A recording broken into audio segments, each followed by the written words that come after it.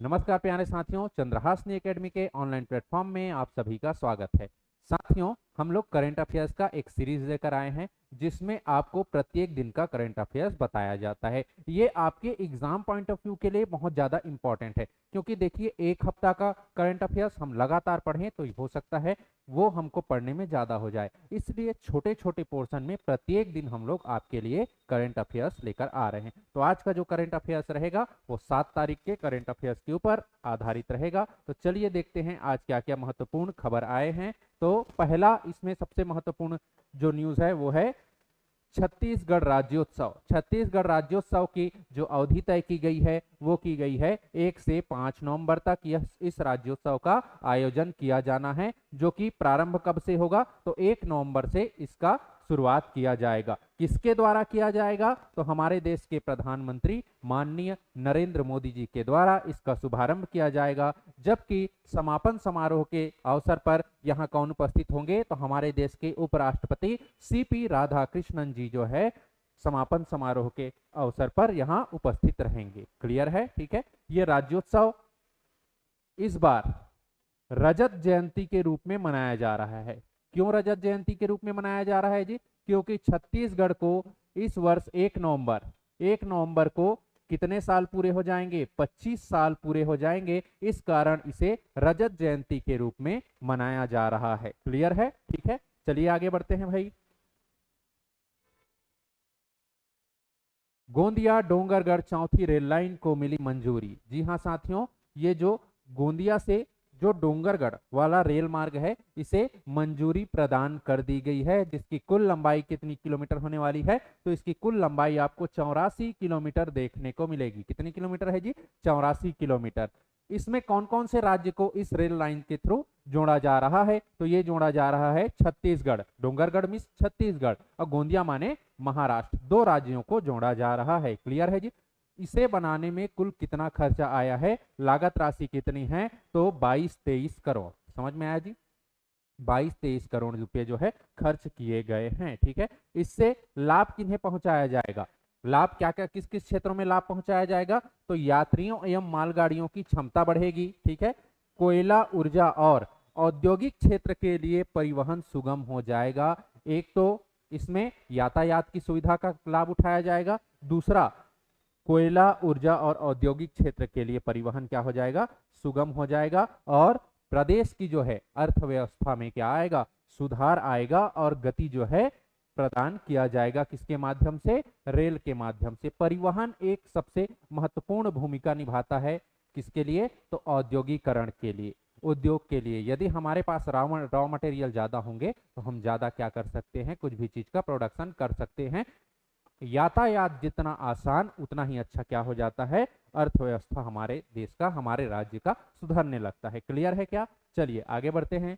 वित्तीय वर्ष 2024-25 में खनिज राजस्व में कौन सा जिला सर्वाधिक जो है खनिज राजस्व आय प्राप्त करने वाला जिला बन गया है तो ये बन गया है दंतेवाड़ा जिला। 2024-25 में सबसे ज्यादा जो योगदान रहा वो दंतेवाड़ा जिला का रहा। कितना रहा तो 65-80 करोड़ रुपए। कितना रहा जी? 65-80 करोड़। और इसी के साथ ये कौन से स्थान पर है? प्रथम स्थान पर है। जबकि द्वितीय स्थान पर कोरबा जिला जो है द्वितीय स्थान पर है 21-48 करोड़। तीसरे स्थान पर कौन है? रायगढ़ 20-27 करोड़। ठीक है। तो ये आप ये डाटा याद नहीं रखेंगे तब भी कोई दिक्कत नहीं। पहला है दंतेवाड़ा, दूसरा है कोरबा और तीसरा है आपका कौन सा तो रायगढ़। 2024-25 में खनिज राजस्व में सर्वाधिक योगदान करने वाले जिलों का क्रम आपको याद रखना है। क्लियर है जी? चलिए आगे बढ़ते हैं।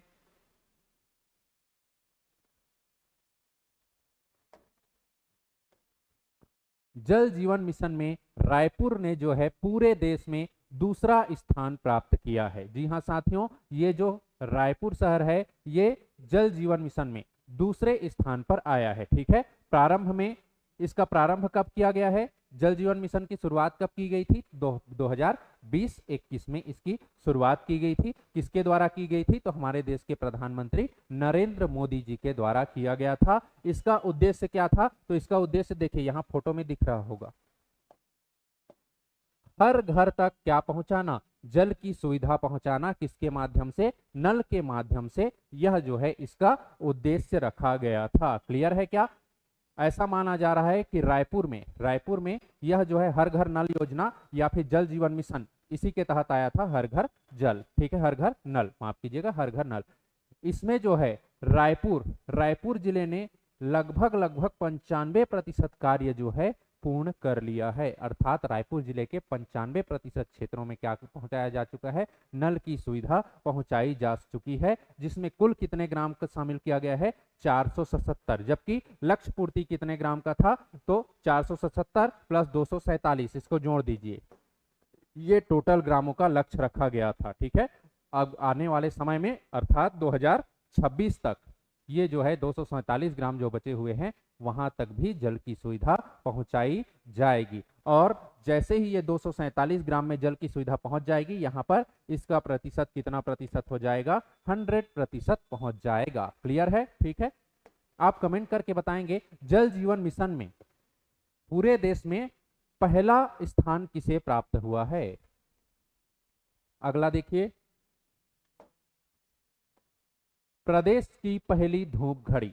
ये धूप घड़ी क्या होती है? धूप घड़ी कुछ इस प्रकार की संरचना होती है। ठीक है, हालांकि जो सुकमा में बनाया जा रहा है उसकी संरचना थोड़ी बड़ी है, इस प्रकार की संरचना होगी। इसमें क्या है जी, इसमें जैसे ही सूर्य का प्रकाश ऐसे पड़ते जाएगा, ये जो है विपरीत दिशा में छाया बनाते जाएगा, इससे समय का पता चलेगा। और ये हमारे छत्तीसगढ़ का पहला धूप घड़ी है जो कि रामाराम सुकमा में स्थापित किया जा रहा है। ये चिटमिन माता का मंदिर जो है, चिटमिन माता का मंदिर, इसके बगल में एक उद्यान है, एक गार्डन है, रॉक गार्डन, यहां पे इसकी स्थापना की जा रही है। सूर्य की किरणों के पड़ने के साथ ही बदलती परछाई होगी समय का सूचक। जी हां साथियों, जैसे जैसे सूर्य का किरण उस पर पड़ता जाएगा, चेंज होता जाएगा समय, वैसे ही वो प्रदर्शित करेगा। क्लियर है क्या? ठीक है, चलिए आगे बढ़ते हैं भाई। अब आ गया हमारा क्वेश्चन, देखते हैं क्या क्या क्वेश्चन पूछा गया है और जो पढ़े हैं उससे बन रहा है कि नहीं बन रहा है। छत्तीसगढ़ राज्योत्सव का शुभारंभ किसके द्वारा किया जाएगा? तो छत्तीसगढ़ राज्योत्सव का शुभारंभ A Vishnudeo Sai, Shri Vishnudeo Sai, option B Shri Narendra Modi, option C CP Radhakrishnan, option D Shri Ramen Deka. तो ये जो है शुभारंभ किया जाएगा श्री नरेंद्र मोदी जी के द्वारा, जबकि समापन समारोह में कौन आएंगे? तो ये आएंगे सीपी राधाकृष्णन। क्लियर है जी, चलिए आगे बढ़ते हैं। अगला क्वेश्चन देखिए, प्रदेश में वित्तीय वर्ष में खनिज राजस्व की दृष्टि से अग्रणी जिला कौन सा रहा? अग्रणी जिला कौन सा रहा? कोरबा, रायगढ़, दंतेवाड़ा या सरगुजा? तो इसका राइट आंसर हो जाएगा ऑप्शन नंबर सी, दंतेवाड़ा। ये जो है पहले स्थान पर रहा, कोरबा जो है दूसरे स्थान पर रहा और तीसरे स्थान प्राप्त हुआ है किसको? रायगढ़ को। क्लियर है क्या जी? ठीक है, चलिए आगे बढ़ते हैं भाई।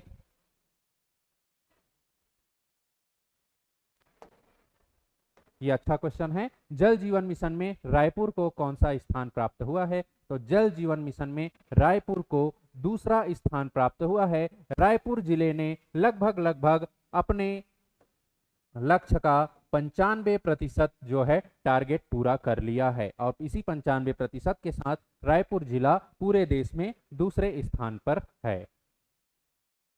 अगला देखिए, प्रदेश की पहली धूप घड़ी किस स्थान पर बनाया गया है? प्रदेश का पहला धूप घड़ी किस स्थान पर बनाया गया है? ए रामाराम, बी पंचवटी, सी रायपुर या डी जगदलपुर? तो प्रदेश का जो पहला धूप घड़ी है वो बनाया गया है रामाराम, जिला कौन सा? सुकमा। चिटमिन माता के मंदिर के बगल में एक गार्डन है जिसे कहा जाता है रॉक गार्डन, वहीं पे स्थापित किया गया है प्रदेश का पहला धूप घड़ी। तो इसका राइट आंसर हो जाएगा ऑप्शन नंबर ए। आगे बढ़ते हैं। ठीक है, ये हो गए क्वेश्चन। साथियों, करंट अफेयर्स का सीरीज लाया जा रहा है। ये प्रत्येक दिन आपके लिए लाया जा रहा है। तो आप जितना ज़्यादा हो सके इस वीडियो को जितने ज़्यादा लोगों तक शेयर करोगे उतने ज़्यादा लोग इसका फायदा उठा पाएंगे। और आप इस वीडियो को देखेंगे तो आपका हर दिन का करंट अफेयर्स प्रिपेयर होता जाएगा, आपके ऊपर बर्डन नहीं आएगा जब आप एंड टाइम में रिवीजन करोगे। तो यदि आपको हमारा ये पहल अच्छा लगता है तो वीडियो को लाइक कर दीजिए और अधिक से अधिक लोगों तक इसको शेयर कर दीजिए।